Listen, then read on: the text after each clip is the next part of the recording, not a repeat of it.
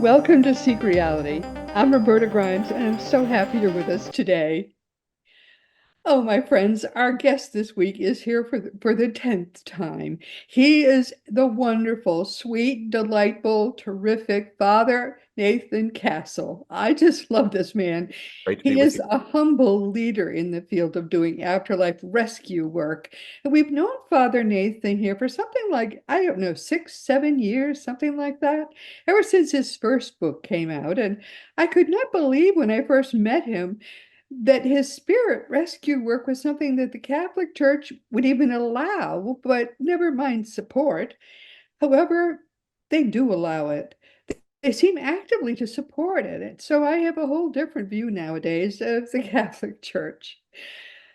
Father Nathan Castle is a Dominican priest who lives and works in a community of Dominican men and women serving the University of Arizona in Tucson. Mhm. He is just a lovely, gentle, and very spiritual man. And something I think like 30 years ago, he was recruited by elevated beings not in bodies to do spirit rescue work with them. As I have only lately come to accept, and to my horror, probably to your horror too, almost 25% of people reportedly go off track for a time when they die, and they generally do that by their own choice. We'll talk about that a little bit today. And our wonderful, wonderful, wonderful friend, Father Nathan, is one of those who is trusted by those close to God to help to rescue some of these people whenever they feel ready to be rescued. Before I first met Father Nathan, I already knew quite a lot about more traditional kinds of spirit rescue work, and I even had experimented with learning how to do it myself with the late great expert Bruce Moen. But I never could have dreamed that the Catholic Church would actually support the kind of rescue work that Bruce Moen was doing. And then, as I say, I read this terrific book that Father Nathan had written, and there it was. They were supporting it. In 2019, that first book came out. It was terrific. It was called Afterlife Interrupted, Helping Stuck Souls Cross Over, and everything in it was completely consistent with what I had learned during all my decades of doing afterlife research and learned from Bruce Moen. That book was followed by books 2 and book 3 of Afterlife Interrupted, and there may be another one coming. We'll ask the good father today. Father Nathan's books are all terrific. I can't begin to tell you. It's like reading candy, but it's all true. And this is his, believe it or not, 10th Seek Reality visit. He has become one of our regulars. Father Nathan, welcome. I'm so glad to have you here. I'm so happy that happened. All those years ago when you invited me on, who knew that I was going to be a recurring guest? But I'm always honored and look forward when we have a date on the calendar that I get to be with you. Yeah, it really is a lot of fun because you're so amusing. You tell those stories, and some of them are not funny, but in some ways they oddly are. They are because people are funny, and even if they died in some horrible, tragic way, after some time they can look back on it and say, "Wasn't that ridiculous?" They'll point out some odd circumstance that was part of the whole story. Now that's just something they can be sort of bemused about. Yeah, it really is astonishing. And to Yeah, think, I mean, some things are so odd about it that I mean, they're embarrassed about it, or they feel shamed in some way, and they get so much help from beings not in bodies they do. that in the end, it's like they're encouraged to come forward. They didn't want, their Aunt Mildred or their grandma to see or to know about how they had died, but then they're encouraged to come forward. It's like, okay, and oh, well, maybe I can come forward. Maybe it will be okay. And Mhm. you and I are smiling about it because we know nobody is going to shame them for how they died, and it becomes wonderful in the end. Well, and it just becomes a sort of a footnote. In the afterlife, everyone, all the humans in it have died. And so if you imagine them at a cocktail party in the afterlife, that's of casual passing interests. Roberta, how did you die? I don't remember. But we won't dwell on that because it's just not that interesting, you No, know. no, So in the many more name. things to be interested in than how you died that it just becomes just a passing part of your story. Sometimes famous people show up, but to help Yes, them they do. cross Yeah. over. I remember there was one, Dwight D. Eisenhower showed up because the guy was named Dwight, and And it he, was named after him. Not he wasn't yes. it wasn't accidental. His parents named him that on purpose because they admired President Eisenhower. No, it's all wonderful. Do you have any news stories to tell us? I always do. Uh, Yes. the ones, we don't tell any of the stories in public without asking their permission. And so I have 39 stories. Each of the books says Wow. 13. So the 39 that are in the public purview because we've gotten permission. There will be, if there's not another book, there might be another venue. Maybe on a podcast, I start introduce my own podcast, the Joyful Friar podcast. I might The start. joyful friar. I love it. Yeah, that's St. Dominic's nickname. That's the order that I belong to. He was the founder, and it's largely why I joined because he was just known for gospel joy, and that gospel means good news, and he was Of course. a speaker of good news. And so anyway, yeah, there are so many stories, but they'll if it isn't another book, there'll be another way that news stories make their way. I love it. Have you noticed everyone he's said he asks these people who are not in this realm, they all have died, but he wants their permission to tell their stories to us before he tells us those stories. I love They're that. highly personal, and Yeah, in the moment that you're helping, you use the word rescue, which I don't really think of because to me that involves some sort of image of somebody dangling on the edge of a cliff or pulling them out of a burning building. I'm not really doing that. Call it what you will, but we're more like the discharge staff at a medical center.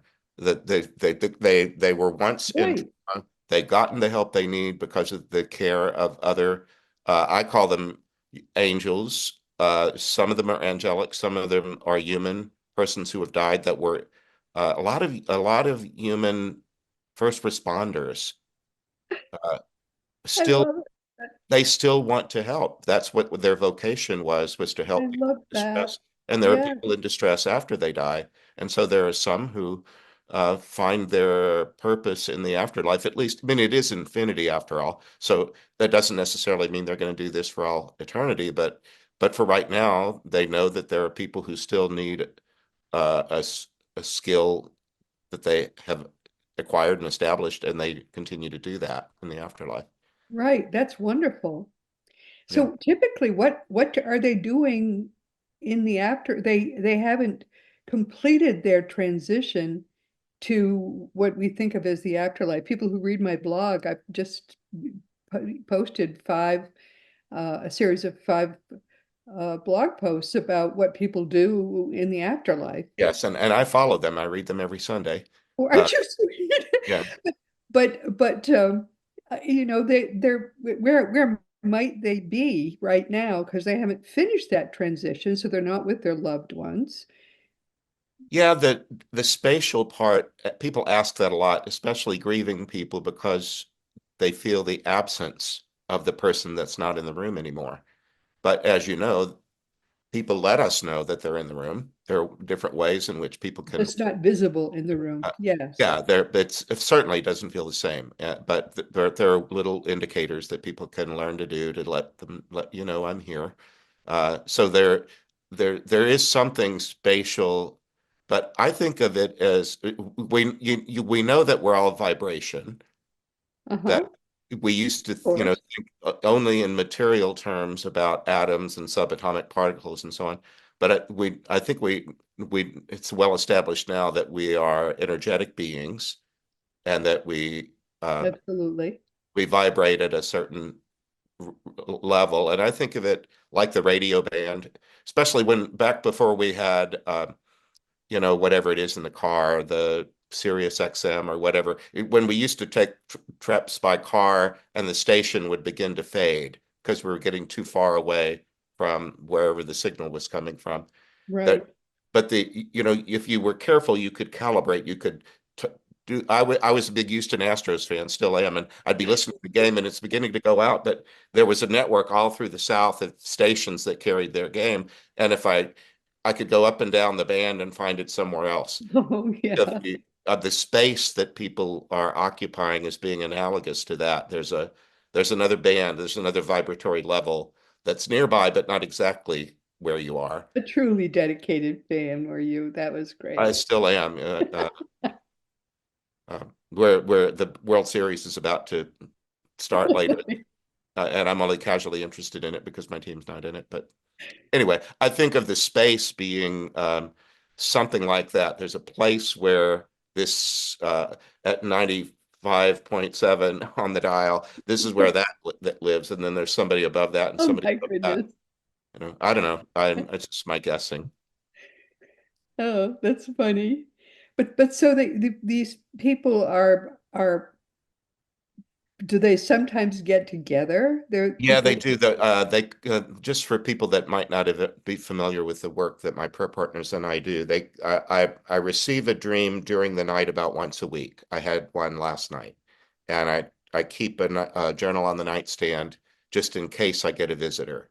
And they come into my dreaming, but they're not my psychobabble. They're not my recurring, you know, musings in the night.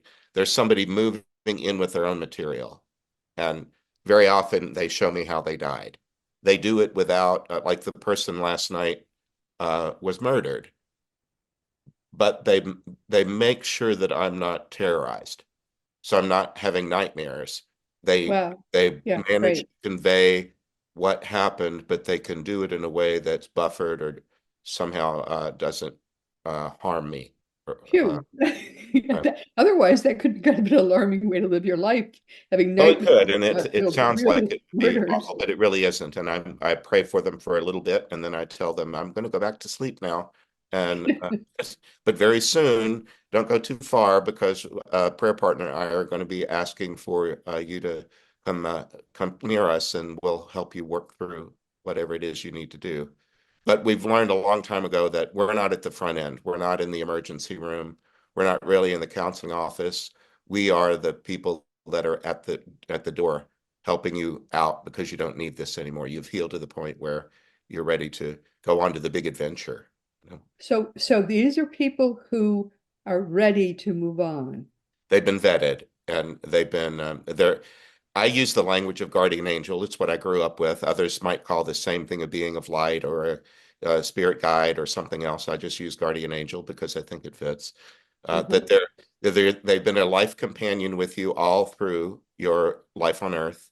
So they have a perspective on you that no one else does other than God. Uh, Uh-huh.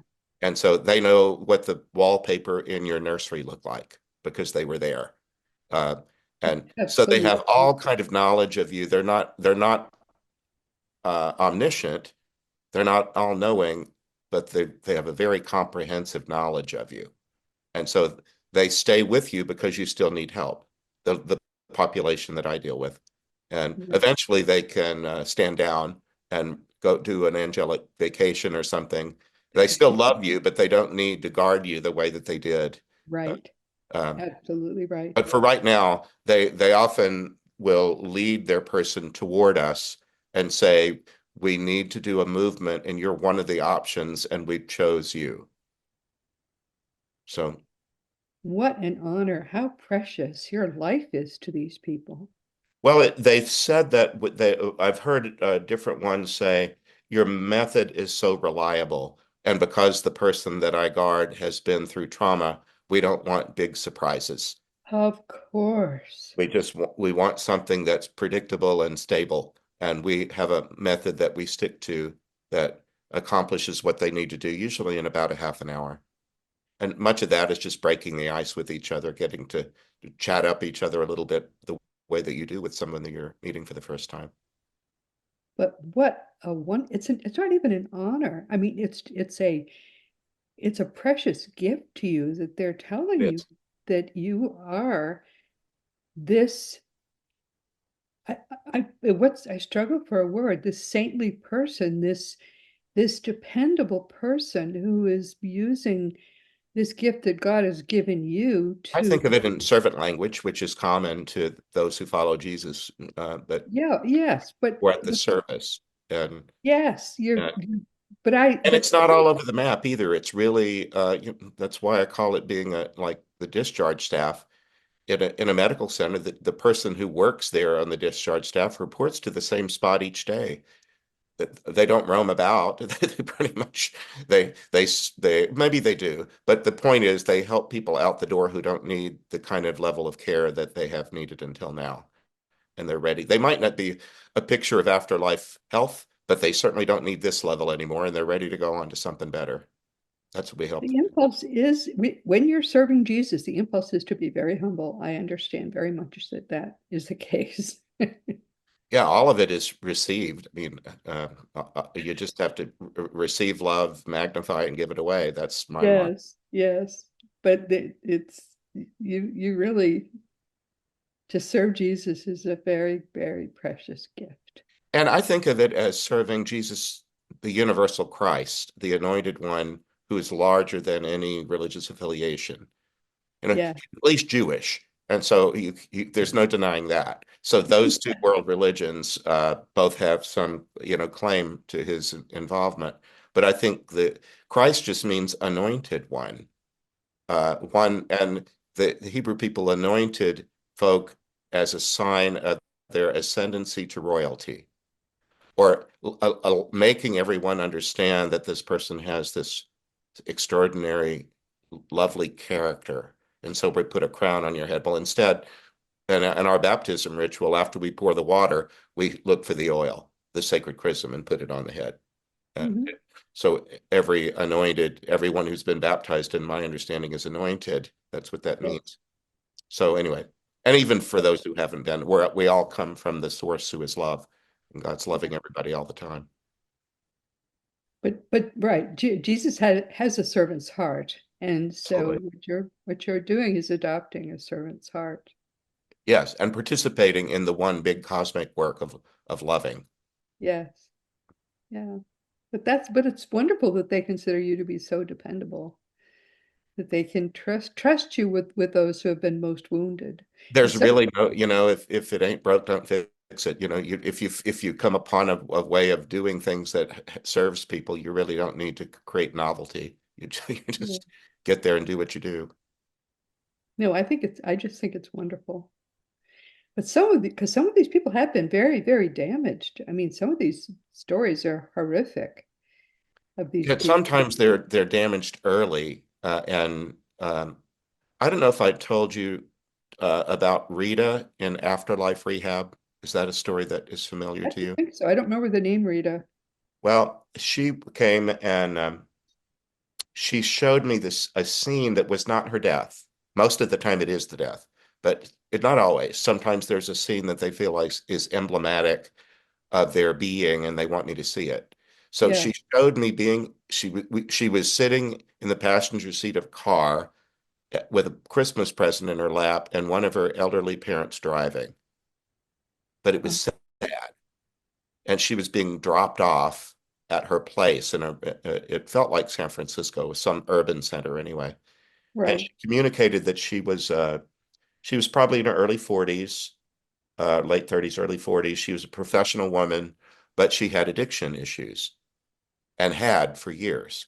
And when we got to talk with her, she explained that the scene that she showed was, she didn't like the phrase tough love, but she said that's pretty much what my parents were doing. It was a few days before Christmas, and they made a plan, and they said, we're going to invite you over for a quiet dinner and gift exchange at our home, like on the 22nd or 23rd. But we won't be having you to the house on Christmas Day because we just can't do another Christmas with your addictions. Oh, that's So pretty cool. it was, she said they weren't being cruel. They were just trying to be, uh, I don't know, reasonable to a whole group of people, siblings and nieces and nephews and all of that. And she said, this is the way this is going to be. And so she showed me that. But then before very much longer, within the next 6 months, she died homeless. Uh, And her so, parents allowed her to die homeless? well, I don't know that they allowed it, but that's the way that things transpired. Um, and I only get what they tell me. So Yeah. I try not to fill in Yeah. the gaps. I And try it's not to go, you're up a to the lawyer, judge. Right. you Right. stay with facts that are in evidence. You Yeah. don't make up stuff or presume things. You stay with Yeah. what's Right. what's evident. So she explained to me that that not too long after that things got much darker, and she was missing work too much and eventually lost her job, and ended up on the street where she died.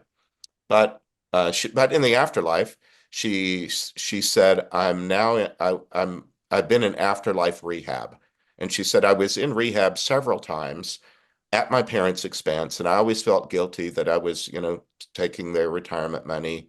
And she said always the meter was running because of insurance.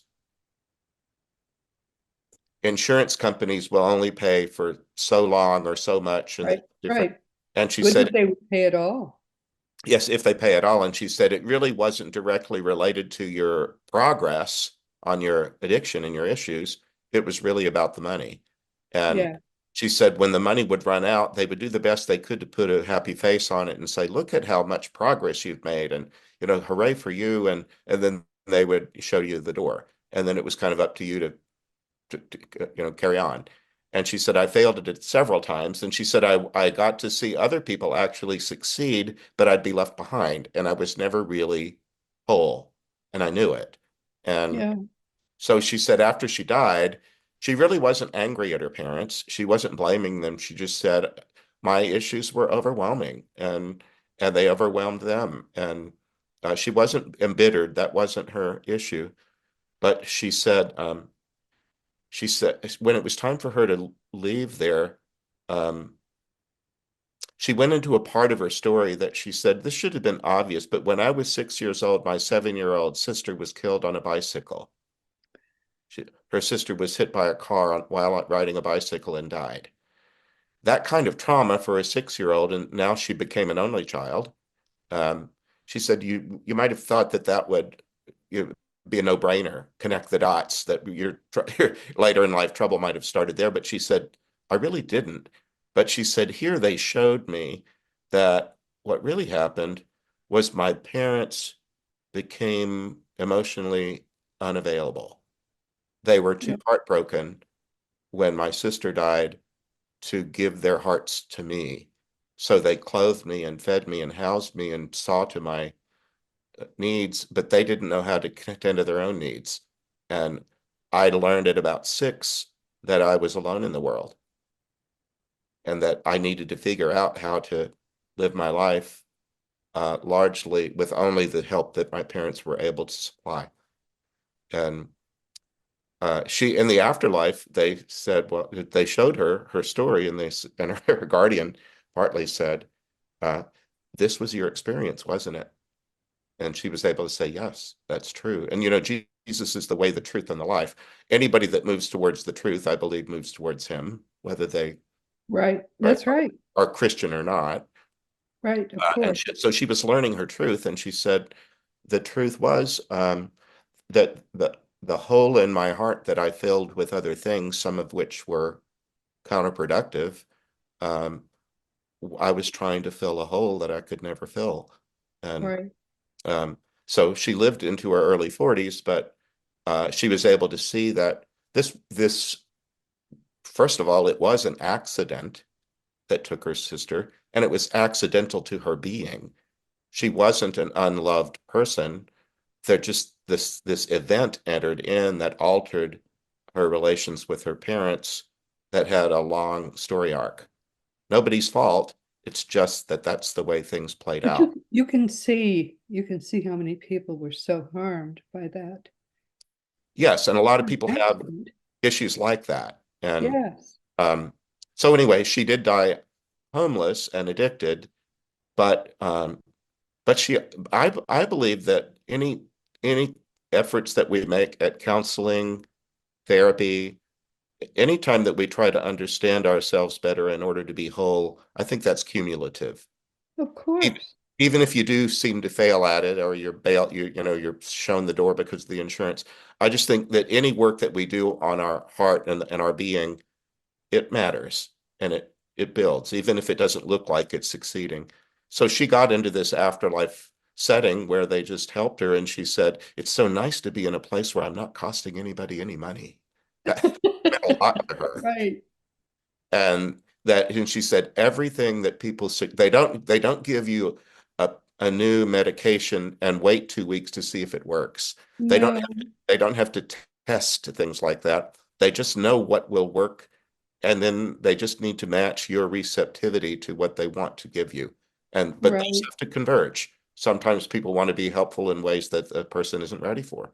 And Yeah, but then at the end of it, she had the advantage of not being angry at her parents. She had compassion for them because they lost a daughter tragically, and they were doing the best they could to handle the complexities of having her in a family network. And she said they weren't even being cruel at Christmas, although I interpreted it that way. She said right. it wasn't true. They were just doing the best they knew how. And this is the way that things played out. So in the afterlife, she wasn't having to work through forgiveness of them or getting over bitterness. She just needed to get to the root of things. And the root was at age 6, I had learned that I was all alone in the world. And now she knows she's not. You're not all alone in the world, and you have Right. all you need. You're well cared for. And then when it came time for her to cross, because it is spatial somehow. They're moving.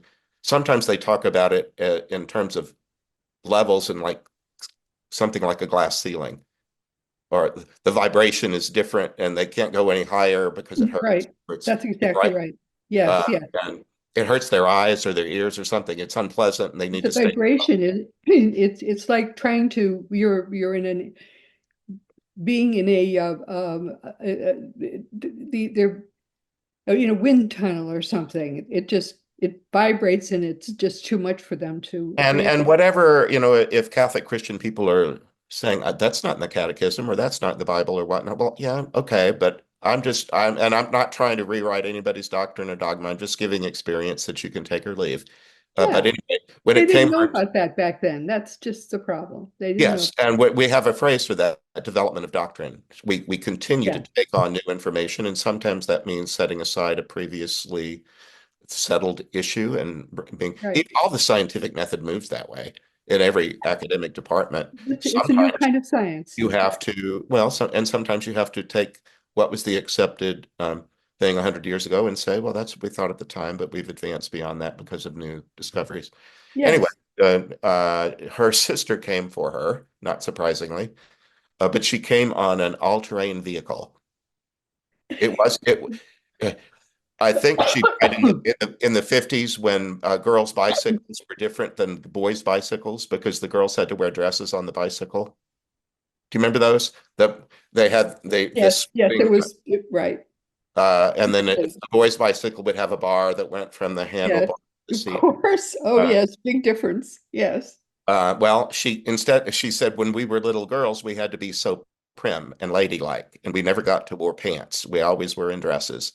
And then there were Right. instructions about modesty and how to have your legs and so on. And she said, my sister arrived on an all-terrain vehicle looking like she was in a motorcycle gang. She wanted me to know that Of she's no course. longer encumbered by those ideas of primness. Of And she's course. going to take me on a wild ride. She said, I didn't really know her all that well. We were only 6 and 7, but I'm going to get to know her wild side. I didn't even know she had one, but she's going to show me her wild side and we're going to go on a ride. So that's what they did. They went on a ride. Oh, that's wonderful.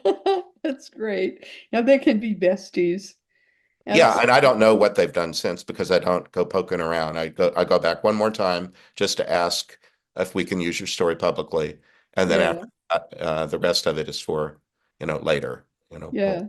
catch Yeah. up.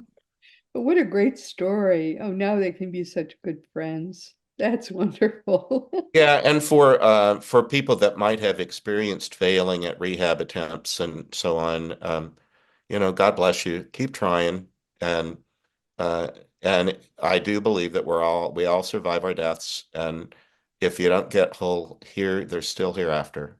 Oh, they do such a good job in the afterlife.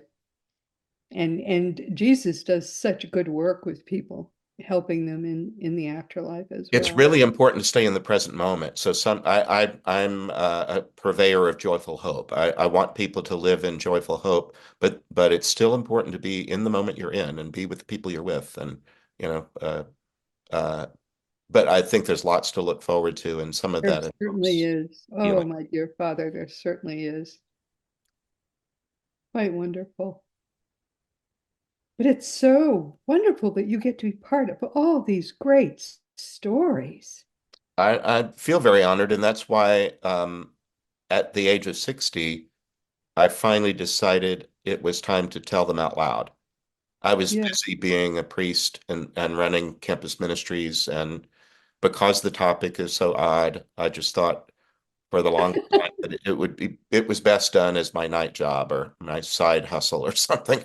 And Side hustle. I love I was that. doing it for a long time before I went public with it. But in the last, that first book came out in 18, so it's now 6 years old.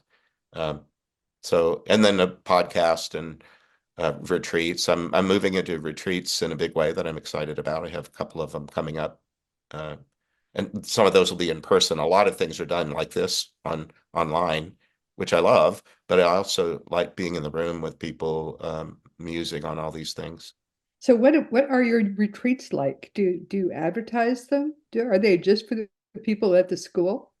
No, the I live at the what's called the Newman Center, which is the campus-based church on the U of A Uh-huh. campus, but I'm not employed here. I float around the city of Tucson. There's four different churches that ask me to help out on weekends. Um, Most have only one priest and four or five services every weekend, and Oh, so so they need your help for they big need for help, and that. so I'm happy to do it. One of them is allowing me to do what in Catholic parlance is called a parish mission. It's something like a tent revival, except without the tent. Oh, But well. and I grew up in Texas, and the Baptist churches would have a revival, oftentimes Right, in summer. right. Well, it's similar in that somebody comes in from out of town, so there's Uh-huh. going to be a new voice. It's not just the pastor. It's Oh, somebody yeah, they love new that. is coming to town, and they're going to do something different. So typically, what you do is go to all the services on a weekend to do. You preach at the service and include something of an infomercial for the thing that's going to happen Monday, Tuesday, and Wednesday. From Oh, great. and Yeah. so they get to see you in person. They get to kind of do a sniff test. They can talk to you afterwards at the coffee and donuts and see if you're somebody they'd like to spend more time with. So then on Monday, this one is 3 days, Monday, Tuesday, and Wednesday, I'll do a session from 9 to 10:30 in the morning and repeat it from 6 to 7:30 in the evening. So people that are working or at home or whatever, everybody can take. Of course. And then we're going to move through, Catholic people dedicate the month of November to praying for people who have died. Hmm. All Saints Day is November Right. the 1st, which is why Right. All Hallows Eve, Halloween, is October 31st. And then Right. November 2nd is All Souls Day, or in the Mexican culture, Tucson's very affected by Dia de los Muertos, the Day of the Dead. Yes. But for the month of November, we concentrate on praying for the afterlife progress of persons who have died, including your own loved ones. And very often in Catholic churches, the people who arrange the flowers and the decor inside the church building invite you to bring photos of your loved ones, and they create like collages of them that are in the worship space so that we're reminded to pray for these particular people throughout the month. So I'm doing a 3 day thing on that I'm calling Changed, Not Ended, Continuing to Love Those Who Have Died. Lovely. That's Yeah. lovely. St. Paul used that phrase, and it's in the funeral liturgy at death, life is changed, not ended. And Right. so we'll be one of my prayer partners, Michael Quinn, has a lot of expertise in hospice care in particular, and he's been through the death of his wife in the last year of a sudden death. So he also has that part of his own story. He's going to help me with that, and then we'll beta test it. We'll do it this time, and then if some other place wants us, we'll take the evaluations we get and then try to improve it. And then I'm also doing one, in the background, can you see if you're watching this on YouTube? This does this go to YouTube, doesn't it? Oh, sure. Yeah. Can you see in the background and Toto 2, the little dog on the wall behind me? That's Oh, yeah. that's this book. It was my first. Yeah. Oh, sure. And The Wizard of Oz is going, it's and Toto 2, The Wizard of Oz is a spiritual adventure. Well, it's about to be topical again because on Thanksgiving Day, Wicked is going to uh, debut in theaters.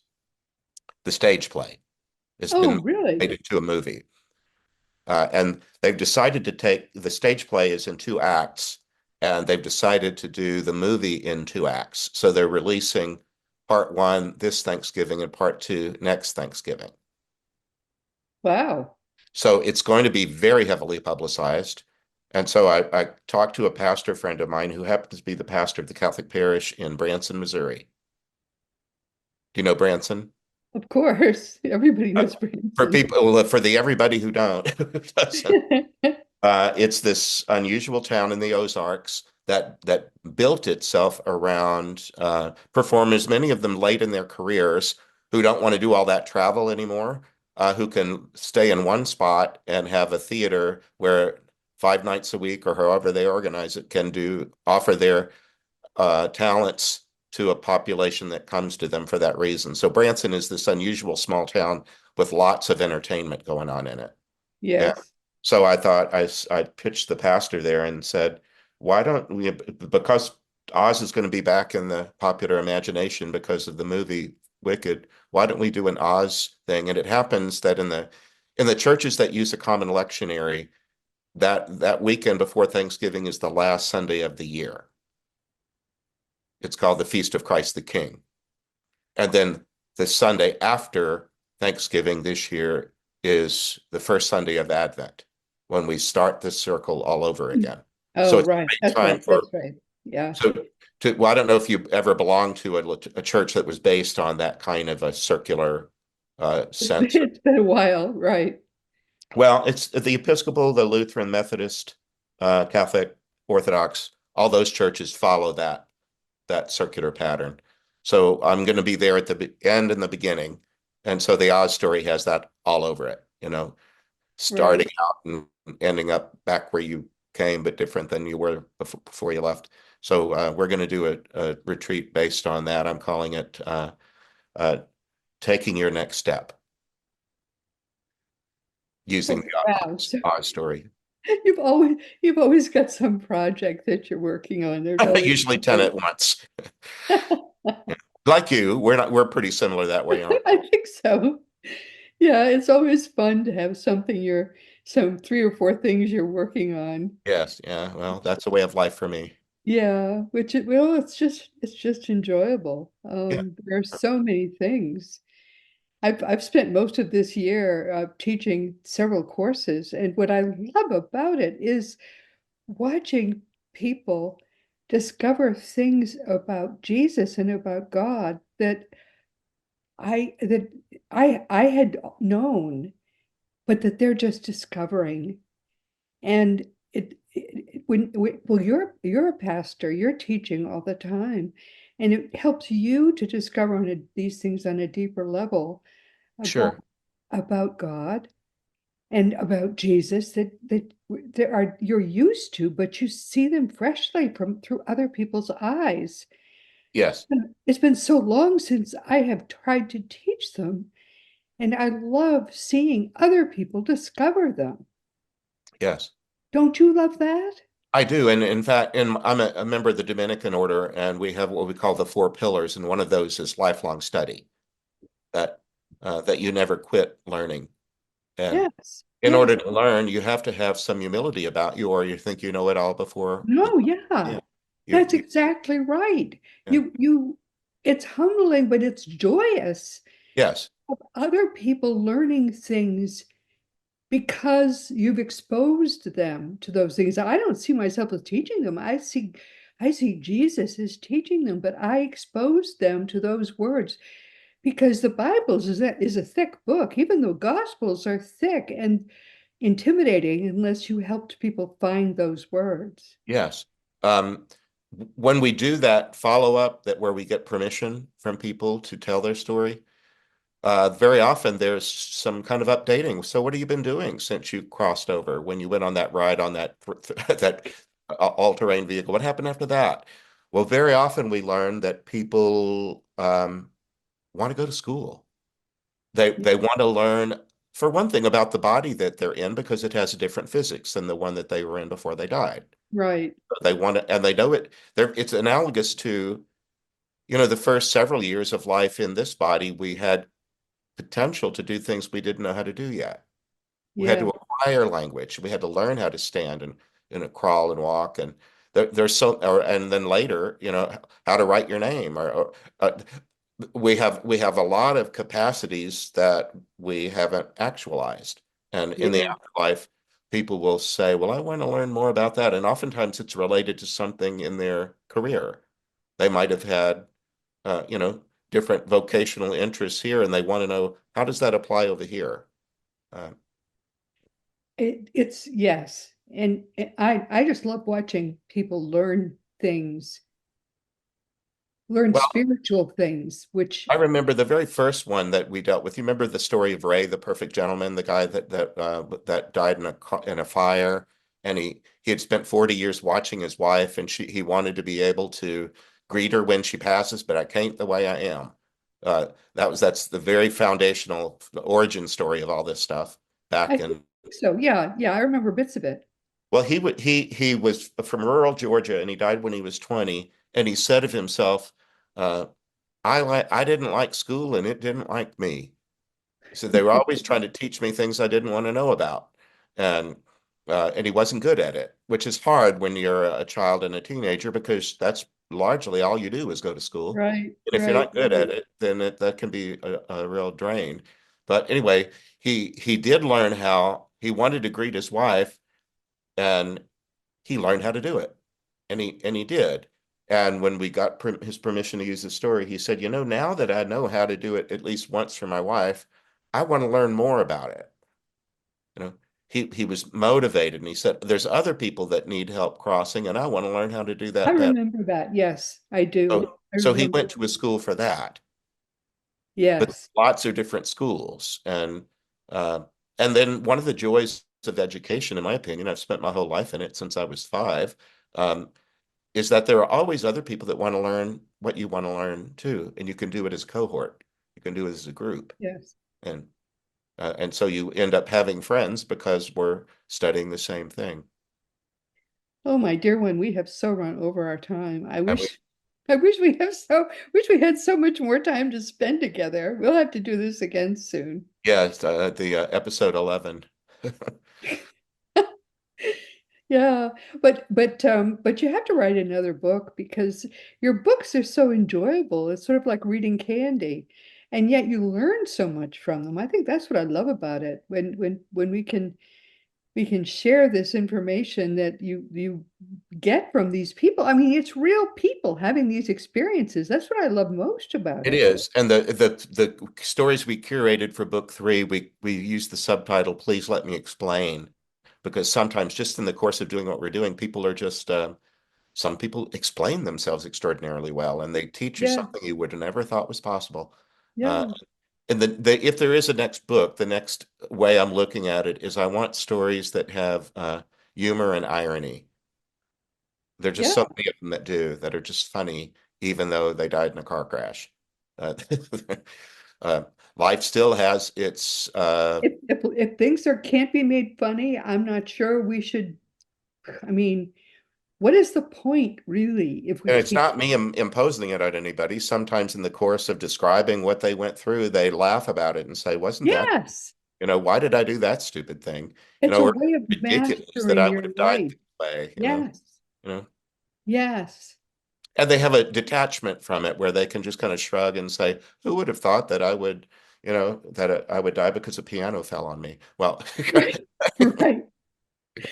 But it shows people are growing from their experiences. They're putting them in their proper place in their lives. yes, that everybody dies of something. And I've had people that died of suicide who said, thanks be to God, you don't have to wear a name tag. You don't walk into a room with a name tag that says, hi, my name is Roberta and I suicided. They don't make you do that here. And even if it comes up, it's only momentary, and then we go on to, more interesting things. Right, right, right. Lord. Oh, I so much enjoyed talking with you, my dear, dear, dear friend. Well, thanks for having me on yet again. Yes. Well, the thing about it is, I think you and I both look younger. We're having so much fun with what we do that it doesn't age you. It actually makes you younger. Have you noticed Once in a that? while, I see a photograph and I go, "Oh my God, look at that old guy." But I'll be 69 in March, and I'm as old as I've ever been, as far as I know. But no, I've got Well, no, lots of. I'm going the other way. I had heart Well, surgery last year, and ever since, and it made me 40 again. So I sort of yeah. wound it back, and now I'm going forward again. Well, Meister Eckhart, the German mystic who's a Dominican, he thought the most important thing Jesus ever said was, "Unless you have the heart of a child, you won't enter the kingdom of heaven." He did not say, "I won't let you in." He said, "You won't enter because it's too much fun." And only the children, only the ones, the old people come to Isn't Disney that and they stay in the parking lot or they sit on the bench. They don't go on the rides. And Meister Eckhart thought that that was the way he ended the day in prayer. He asked his conscience, "Did I grow younger today?" And if he Yeah, decided, "No, I didn't, I aged today," he would promise the Lord that he would get 2 days younger tomorrow, and he'd blow out the candle and go to sleep. But tomorrow I'm going to get 2 days younger because I need to make up for today. yeah, yeah. I swear, I truly I turned it back to 40. I've been 40 ever since. All right, sweet. Just the way it is. Yeah. You found it I'm out, having didn't you? so much fun. It was inside you all along. That's absolutely true. That's the Wizard of I mean, Oz. all my kids are in Dorothy and their both, 40s. Why shouldn't I be that age too? I of live with course. two of my kids, and Why not? they're all having fun. All right, good. Good. Well, please consider yourself hugged. I really love you. I really, Father Nathan, I think you're just the most enjoyable person there One is. of these days, maybe we do it in person. I'm from Texas, where you live, and I've kept it an open thought. Maybe one of these days I get to Central Texas and visit Roberta. Yeah, it's just such an easy, easy place to get to. There's so Yeah. many planes now that fly here. Yeah. And I mean, we've got auto racing, we've got, there's horses, there's all kinds of things we could do to have fun, Yeah. honestly. But anyway, I'll have to stay where you are. I'm going to talk to you a bit afterwards. Okay. But anyway, once again, my dearly beloved friends, we've come to the end of our time together, and I really mean it when I say I'm only 40. I don't know how it happened, but somehow that's where I'm counting forward again, but very slowly this time. This has been Secret Reality with Roberta Grimes. I'm so glad you could be with us today and with my wonderful dear friend, Father Nathan. Please never forget, you are a powerful, eternal being. You never began, you never will end. And when you get that, when you really get that, it changes everything in your life for the better. Next week, our guest will be Clive Seigner, and I don't know how to say his name. We'll find out next week. He'll be with us for the first time, and I'm curious about what he's doing. We used to have ITC researchers on, but for the past, 7 or 8 years, we haven't done it. But that's what he does. He's recorded conversations with spirits of more than 100 people who are living in eternity now, but and also an extraterrestrial named Aklamenta and some out-of-body traveling sleeping people too. And this is going to be fascinating. I don't know what's going to happen next week, but please be sure to be here and join us and go through it together with us. This week, we've been talking with our dear, wonderful, blessed friend, Father Nathan Castle. He's been with us for the 10th time. Father Nathan is a Dominican priest who was chosen by Spirit, and you can see why, to help people who have gone off track because really out of choice. They just didn't feel ready to finish their transitions. And he approaches, I think, 30 years, something like that, doing this work. Father Nathan is delightful, as you can see, and he's a favorite among Seek Reality listeners. I have people say, when are you going to have him back? So this was his 10th visit, but not his last. And as you know, our great friend Craig Hogan is the president and guru of Seek Reality Online. Whether you like it or not, you're an eternal being. You cannot die, no matter whether you want to. And some people say, I think I'm just going to blink out. I just don't want to keep going. Yeah, you're going to keep going. So Go to Seek Reality online, learn what comes next, learn how to make the most of it, and Craig will help you do it. And of course, teachingsbyjesus.com is your best resource for all the beautiful divine truths that are brought to us in perfect love by the greatest teacher of them all, Master Jesus. Matthew, Mark, Luke, and John are the only places in the Bible you're going to find the teachings of Jesus. And Jesus asked us to come up with a place where people could learn those truths for themselves because the religion, sad to say, was produced by the Roman Emperor Constantine and not by Jesus.